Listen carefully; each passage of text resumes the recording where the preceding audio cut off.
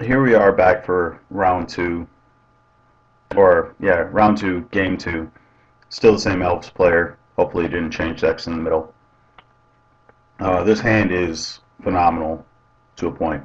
We're on the play. We're not gonna mulligan this. I do make another one of my what will soon be famous misjudgments on this hand, and that is that there is a third land. Um, I tend to do that typically with Pulse the most. Everything else is kind of up in the air. But for some reason, the diamonds got me, and I did not do 2 plus 2 equals 4 math. So I was under the impression that I could go first turn, Bob, leave swords up. Second turn, Knight, leave swords up. Or even first turn, Knight. Of those, we would go first turn, Bob, with swords up. And that's just because our hope would be that Bob would find us more removal. There are 6 removal spells in the deck right now. Um, Unfortunately, I took the pulses out. There were only the 6 removal spells, and there are 23 different lands. Excuse me. So that's one of the things that we have to take into consideration is that we do have a lower land count. We do have diamonds in hand, which are essentially dead unless we draw more lands. Beyond that, they'll pump the Knight, but there's not much else that they'll do. So the hand is still good. We have a piece of removal to help deal with things, and we have threats, which is outside of cutting a diamond for a Thoughtseize or an Inquisition. This is probably the best thing that we could do. We just swung with our Knight into a Heritage Druid, and the only reason why we did that, even though our Knight, even if Bob dies to the Heritage Druid, we still have swords in hand.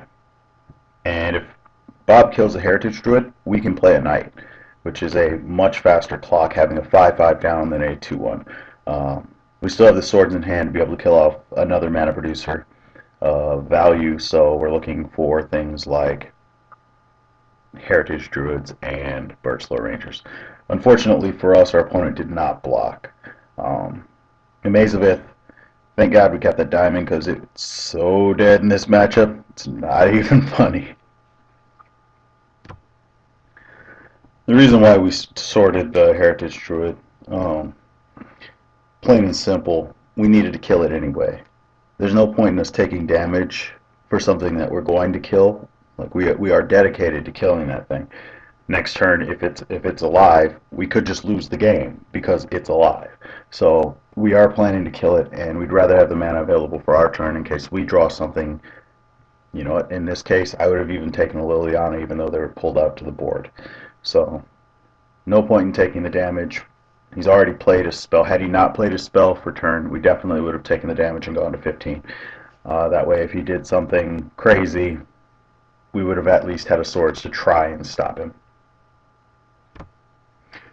This is the big play of the game. This is the one that decides it.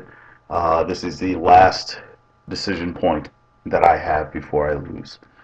The decision is simply what to take. We are Thoughtseizing him, and his hand looks phenomenal. The correct choice in this was probably the Elvish Visionary or the Quirion Ranger. Of those two, I believe I should have taken the Visionary.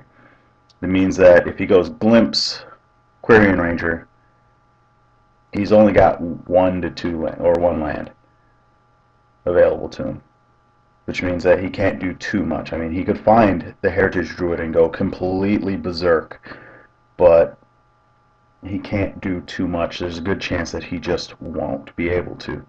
It does give him 4 mana on his next turn, which does give the ability to do things, and he's probably at that point would be zenithing for just simply Heritage Druid and then going off after that.